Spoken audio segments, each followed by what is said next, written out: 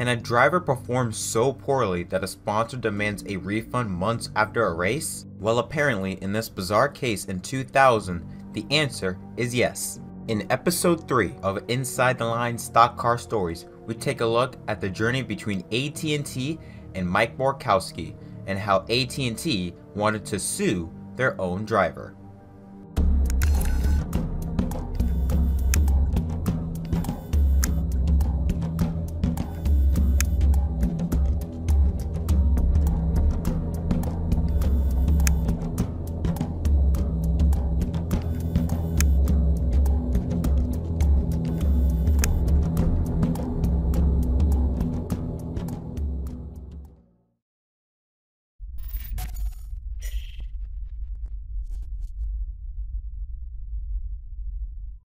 Mike Borkowski is a name most fans won't recognize. From Connecticut, Borkowski had a good deal of success in sports cars in the mid-1990s. In 1998, he landed a ride in Indy Lights, seemingly on his way to IndyCar.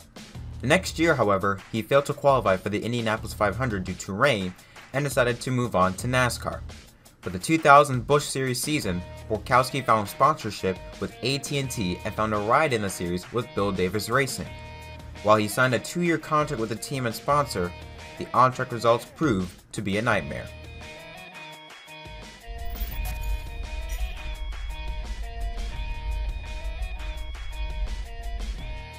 The 24-year-old's 2000 season was one disaster after another. However, not entirely all his fault, but the result of putting someone with no stock car experience in a stock car. At Daytona, Borkowski spun Bobby Hillin and collecting Kenny Irwin in a 3-car wreck in turn 4. At Rockingham, he finished 8 laps down in 40th. At Vegas, he again finished in the 40th place. He did have a clean but slow race, however, at Atlanta that saw Borkowski finish 6 laps down in 28th. Then at Darlington, Kenny Irwin wrecked Borkowski, possibly out of retaliation, causing him to finish 40th. He then failed to qualify at Bristol. As a result, Dave Blaney was then put in the AT&T car at Texas, but he too failed to qualify.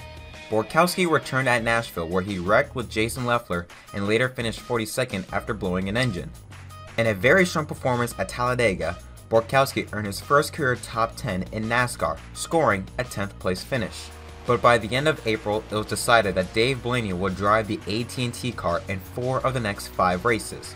As he was a Cup driver for Bill Davis Racing, Blaney could help the team develop setups and provide a good baseline of what the team was capable of. The plans called for Borkowski to drive in a standalone race at New Hampshire on May 13th and then reassume his role as a full-time driver at South Boston in early June.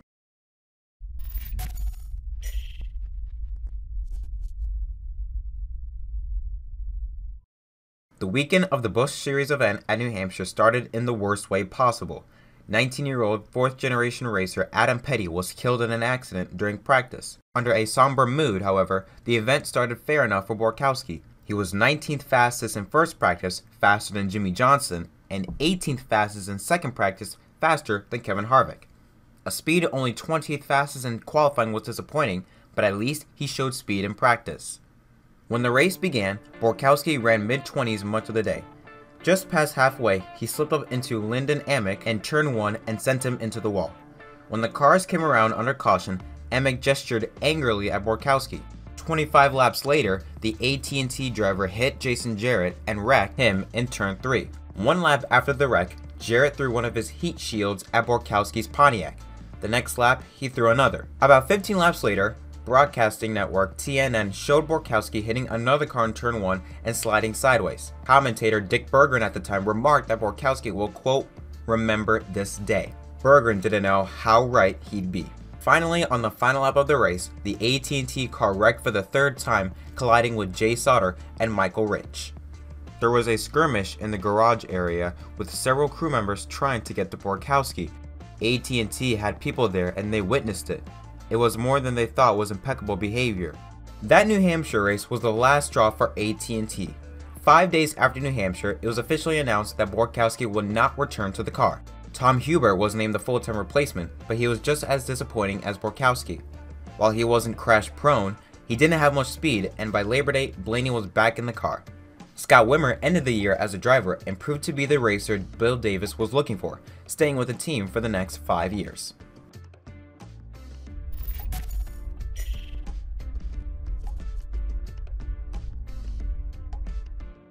While Wimmer got the ride in the fall, Borkowski was simultaneously brought back into the spotlight when AT&T decided to attack. After deliberating all summer, AT&T filed a lawsuit in early November 2000 against Borkowski, Bill Davis Racing, and the driver's management company ESBG Marketing. AT&T has signed a contract with the other parties that agreed to pay $200,000 in monthly sponsorship. They wanted that money back. AT&T had become so angered with Borkowski's repeated wrecks and the sight of an AT&T car out of control on national television, they felt the publicity was harmful to the company. In early November, AT&T filed a breach of contract lawsuit in a Detroit federal court seeking the refund of the $600,000 in sponsorship they had paid for the 3 months Borkowski had driven the car. A CNN Sports Illustrated article stated that their brand was damaging when the car bearing their name was heavily criticized by race officials, television commentators, and other drivers. Court documents show that the lawsuit never made it to trial. Behind closed doors, AT&T, the team, and Borkowski settled out of court. In early January 2001, the phone company filed a motion to dismiss the lawsuit, and it never advanced further.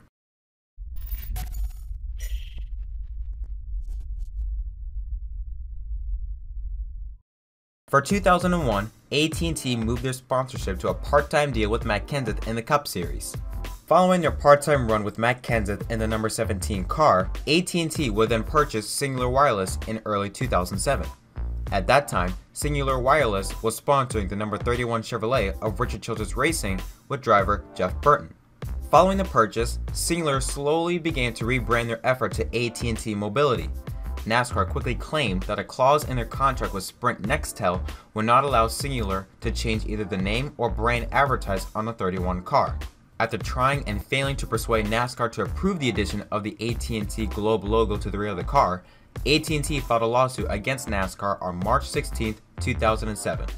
On May 18, AT&T won a preliminary injunction in the United States District Court of the Northern District of Georgia in Atlanta, and, following a failed emergency motion for a stay by NASCAR on May 19th, rebranded the number 31 car in time for the NASCAR Nextel All-Star Challenge that evening. NASCAR would later grant an appeal to be heard on August 2nd. On June 17th, however, NASCAR announced that it had filed a $100 million lawsuit against AT&T and would like AT&T and all other telecommunication companies out of the sport in 2008. On August 13th, a ruling by the United States Court of Appeals for the 11th Circuit cleared the way for NASCAR to prevent AT&T from featuring in its logo on the car. The 11th Circuit dismissed a lower court's ruling that prevented NASCAR from stopping AT&T's plans.